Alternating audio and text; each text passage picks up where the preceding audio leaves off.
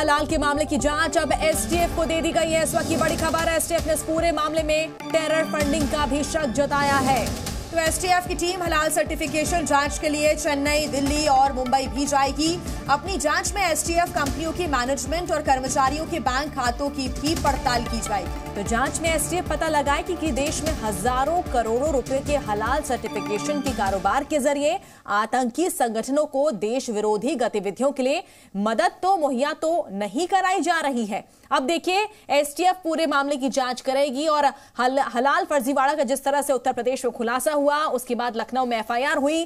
कई ऐसे प्रोडक्ट्स हैं जिन पर बैन लगा दिया गया उत्तर प्रदेश में। अब हलाल का ये फर्जीवाड़ा चल रहा था, इस पर योगी सरकार ने बड़ा एक्शन लिया है।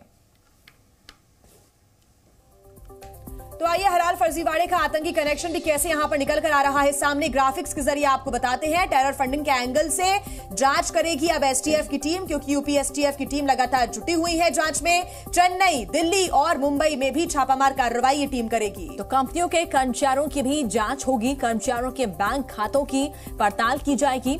कल उत्तर प्रदेश के कई जिलों में छापेमारी हुई थी और ऐसे में अब मामला इतना गंभीर है कि इसको लेकर अब एसटीएफ जो है जांच करेगी। कई ऐसे राज्य हैं जिनका दौरा कर सकती है एसटीएफ, जिनमें चेन्नई, दिल्ली और मुंबई शामिल हैं और इन जगहों पर जाकर छापेमारी की जाएगी। कंपनियों के कर्मचारियों की जो है वो जांच होगी, कर्मचारियों के बैंक खातों को भी खंगाला जाएगा। तो टेरर फंडिंग का एंगल क्योंकि निकलकर सामने आ रहा है, ऐसे में एसटीएफ की टीम यूपी के कई जिलों में छापामार कार्रवाई कल कर चुकी है। तो ऐसे में यूपी के अलावा दूसरे राज्यों तक भी एसटीएफ की टीम पहुंचेगी।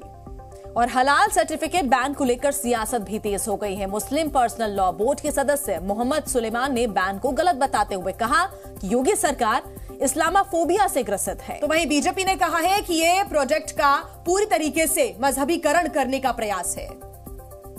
मैं नहीं समझता कि हलाल मीट या हलाल सामान के नाम से बेचने से या उसको प्रमाणित करने की कोई संस्था अगर कर रही तो उससे प्रदेश या देश की सरकार को कोई हानि हो सकती है। इस हलाल प्रोडक्ट्स लगे हुए जितने भी सर्टिफाई किए हुए प्रोडक्ट्स थे, ये उत्तर प्रदेश की सीमा में पूरी तरह से बैन किए गए हैं, क्योंकि ये मार्केट में एक पूरी तरह से मजहबीकरण करने का प्रयास है। धार्मिक आधार पर उत्पादों का विभाजन करने का प्रयास है, अर्थव्यवस्था को छिन्न भिन्न करने का प्रयास है। और चलिए ज्यादा जानकारी के लिए सीधे रुक कर लेते हैं लखनऊ से जी मीडिया संवाददाता विशाल रघुवंशी का। विशाल, अब ये पूरा जो मामला है फर्जीवाड़े का, हलाल सर्टिफिकेशन का, अब इसका आतंकी कनेक्शन देखा जा रहा है, जिसे लेकर अब जांच एसटीएफ करने वाली है। देखिए, बिल्कुल निश्चित तौर पर अब इस पूरे मामले की जांच जो है वो एसटीएफ करेगी। और सबसे महत्वपूर्ण बात यह है कि जो आतंक जो पूरी गतिविधियां हैं उनमें इसका क्या कुछ कनेक्शन है, इसके साथ साथ किस तरह से फंडिंग होती है, टेरर लिंक क्या है, इन सब चीज़ों को लेकर भी यूपी एसटीएफ पूछताछ करेगी। इसके साथ ही यूपी एसटीएफ की टीम जो है वो अलग अलग जगहों पर जाएगी। चूंकि एफआईआर की कॉपी यूपी एसटीएफ की टीम ने ले ली है, लखनऊ के हजरतगंज थाने में एफआईआर दर्ज हुई थी और उसके बाद इस पूरे मामले की जाँच जो है वो एसटीएफ को भी सौंप दी गई थी। जिसके बाद अब यूपी एसटीएफ की जो टीम है वो जल्द ही इस पूरे मामले को लेकर टेरर लिंक खंगालने की कोशिश करेगी और इसके लिए दिल्ली है, मुंबई है, तमाम जगहों पर ये टीम जो है वो जाएगी। चूंकि हलाल सर्टिफाइड फर्जीवाड़े को लेकर ये जो बात सबसे महत्वपूर्ण निकल के आई है, जिसमें ये बात निकल के आ रही है कि टेरर फंडिंग के तौर पर भी इसको देखा जा रहा है, टेरर लिंक इसका निकल रहा है। तो इन सब चीज़ों को देखते हुए तमाम जो आतंकी संगठन जो भारत में एक्टिव रहे हैं और खास तौर से लगातार यहाँ पर वो फंडिंग करवा रहे हैं और यहाँ के युवाओं को जो है आतंक के रास्ते पर भेज रहे हैं, तो उन सब चीज़ों को लेकर भी इस तरह की तमाम एंगल्स जो हैं वो इसमें निकल रहे हैं कि कहीं ऐसा तो नहीं कि इसी के जरिए पूरी फंडिंग कराई जाती हो, इसी के जरिए जो है पूरी जो है पैसे की व्यवस्था की जाती हो आतंकी गतिविधियों को बढ़ाने के लिए। इसके साथ साथ तमाम जो देश विरोधी गतिविधियाँ हैं, चाहे वो हम PFI की बात कर लें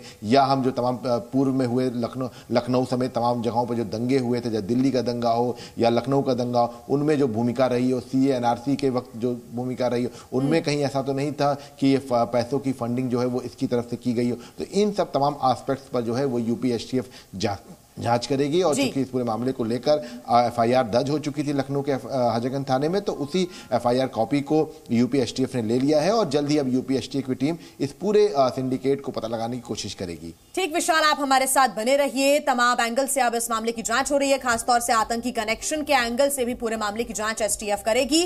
तो देखिए, उत्तर प्रदेश में हलाल सर्टिफिकेट बैन को लेकर लगातार जो विवाद है वो तेज होता जा रहा है। बिल्कुल, सर्टिफिकेट बैन को लेकर हलाल ट्रस्ट ने कहा है कि सरकार के फैसले के खिलाफ वो कोर्ट जाएंगे। यूपी के कई शहरों में कल खाद्य विभाग ने छापेमारी भी की।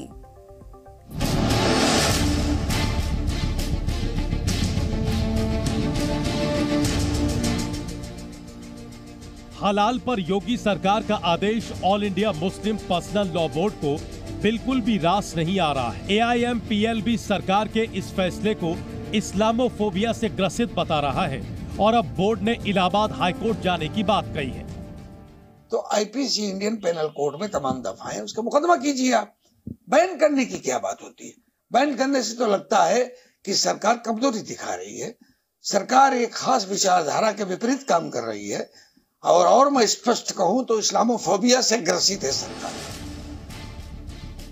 इस बीच यूपी में कई जगहों पर खाद्य विभाग की टीम ने बाजारों में हलाल सर्टिफिकेट वाले प्रोडक्ट्स की जांच की।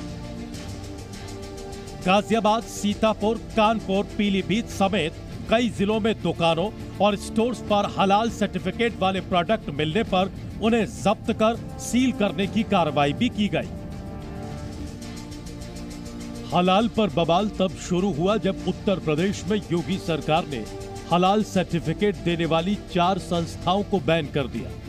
जो कंपनियां इनसे हलाल सर्टिफिकेट लेती हैं, उन पर भी एफआईआर दर्ज की गई है। कार्रवाई के पीछे सरकार का अपना लॉजिक है। पहला ये कि ऐसे सर्टिफिकेट देने के लिए FSSAI है, तो किसी और को हलाल सर्टिफिकेट देने का कोई हक नहीं है। दूसरा ये कि खाने पीने की चीजों को हलाल और हराम में बांटना मजहबी बंटवारे जैसा है। हालांकि विरोधी पार्टियों को योगी सरकार के फैसले के पीछे कोई और ही वजह नजर आ रही है। सरकार केवल हिंदू मुसलमान के मुद्दे से इस विषय को देखना चाहती है और इस विषय पे टिप्पणी भी करेगी, लेकिन जो मुख्य मुद्दा है मिलावट का, फर्जी सर्टिफिकेट का, उस पे भारतीय जनता पार्टी की सरकार कोई कार्रवाई नहीं करेगी। दरअसल हलाल सर्टिफिकेट इस्लामी कानून के तहत बने उत्पादों को दिया जाता है। ये सर्टिफिकेट इस्लामी मान्यताओं की पुष्टि करता है, यानी मुस्लिमों के लिए मान्य उत्पाद होने की गारंटी देता है। अवैध रूप से इसमें कुछ संगठन और लोग इन्वॉल्व थे जो इस सर्टिफिकेट के द्वारा धन वसूली करते थे और जिनका उपयोग वो इस्लामिक प्रचार प्रसार या अपने उन गतिविधियों को चलाने के लिए करते थे, अर्थात धार्मिक रूप से भी भावनाएं आहत हो रही थी।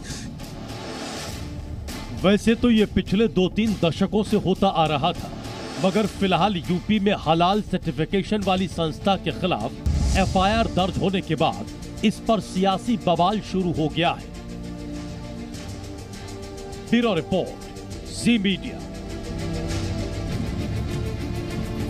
और ज्यादा जानकारी के साथ लगातार विशाल रघुवंशी हमारे साथ जुड़े हुए हैं। विशाल, आपने बताया कि अब कैसे एसटीएफ जांच आगे बढ़ाएगी, लेकिन इस बीच लगातार उत्तर प्रदेश में सियासत भी जोर पकड़ती हुई नजर आ रही है। एक तरफ तो जहां बीजेपी लगातार पलटवार कर रही है, तो विपक्ष लगातार हमलावर नजर आ रहा है। नहीं, देखिए, चूंकि ये मुद्दा भी ऐसा है जिसको लेकर विपक्ष को लगता है कि सरकार को घेर सकते हैं, लेकिन अगर आप इस पूरे मुद्दे को ध्यान से देखिए तो लगातार जिस तरह से जो काम FSSAI करता है वो काम अगर कंपनी करने लगी और इसके साथ साथ जो तमाम इस तरह के जो प्रोडक्ट्स बेचते हैं और एक बड़ा जो फर्जीवाड़ा सामने निकल के आया है, उसके बाद जो कार्रवाई हो रही है उस कार्रवाई को लेकर जो है राजनीति में भूचाल भी आ गया है और ये भी कह सकते हैं कि लगातार बयानबाजी भी तेज हो चुकी है। चूंकि अगर हम बात करें तो चाहे वो all India Muslim personal law board हो या अगर हम बात करें समाजवादी पार्टी, लगातार जो है सरकार को घेरने काम कर रही है। वो ये कह रही है कि इस पूरे मामले को लेकर जो है तूल दिया जा रहा है ताकि जनता का ध्यान जो है वो भटके, लेकिन ये कहना बिल्कुल गलत नहीं होगा कि अब इस पूरे मामले को लेकर यूपी एसटीएफ टेरर लिंक खंगालने की कोशिश करेगी और इससे पहले भी कई ऐसी चीजें हुई हैं जिसका टेरर लिंक निकला है। अगर आप हाथरस दंगे की बात कर लीजिए, हाथरस में जो हिंसा हुई थी, लखनऊ का जो CA NRC का दंगा हुआ था, दिल्ली का जो दंगा हुआ था, उनमें भी भी इस तरह की तमाम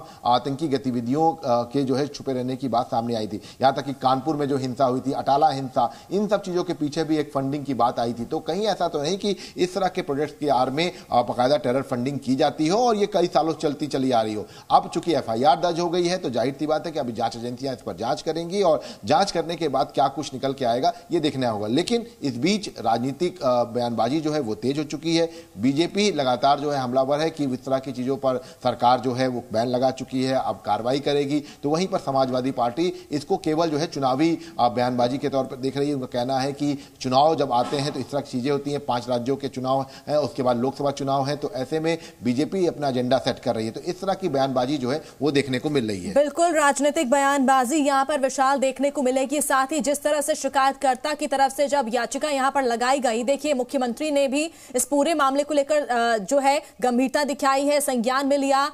कई संस्थाएं, कई जो ऐसी कंपनियां हैं जो सर्टिफिकेट यहां पर प्रोवाइड करती थी, सर्टिफाइड करती थी प्रोडक्ट्स पर, उन पर एफआईआर दर्ज की गई है और अब देखिए मामला एसटीएफ पर पहुंच गया है।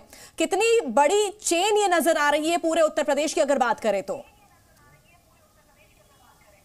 देखिए ये अगर हम बात करें तो ये जो पूरा सिंडिकेट है या ये कहना कि इसकी जो जड़ें हैं उनको तलाशने की कोशिश की जाए, क्योंकि इनकी जड़ें केवल लखनऊ या उत्तर प्रदेश तक ही नहीं सीमित हैं। और ये कहना बिल्कुल गलत नहीं होगा कि जब जैसे जैसे जांच आगे बढ़ेंगी कई ऐसे चेहरे भी सामने आएंगे, कई ऐसी संस्थाएं भी सामने आएंगी जो बैकडोर से इस तरह की आतंकी फंडिंग कराते रहे हैं। हमको ये बिल्कुल नहीं भूलना चाहिए कि जो आतंकी संगठन है उन्होंने अपना एक नया मोड ऑफ ऑपरेंडी जो किया है, खासतौर से जो नया मॉड्यूल लाया है आतंकी मॉड्यूल, उसके जरिए वो ये करते हैं कि वो यहीं पर जो तमाम संस्थाएं हैं जो भारत में ऑलरेडी हैं उनके जरिए टेरर फंडिंग कराते हैं ताकि किसी तरह से जांच एजेंसियों की नजर में ना आ सके। क्योंकि अभी अगर हम बात करते हैं तो चाहे वो ईडी हो, चाहे वो तमाम और जांच एजेंसियां हो, उन सबकी नजर में इस तरह की टेरर फंडिंग आ जाती थी। लेकिन अगर इस तरह की जो फर्जीवाड़ा करके जो पूरा टेरर फंडिंग के लिए पैसा इकट्ठा किया जाता है तब ये नजर में नहीं आता, क्योंकि ये ऑलरेडी कॉर्पोरेट बाजार में होते हैं, इन पर बहुत ज्यादा नजर नहीं जाती है और इसी वजह से शायद इस तरह का रास्ता अख्तियार करते हैं। लेकिन अब शायद ये कहा जा सकता है कि अब एफआईआर हो गई है, अब जांच जो है एसटीएफ को दे दी गई है और जांच में क्या कुछ खुलासे होते हैं इस पर हमारी नजर रहेगी।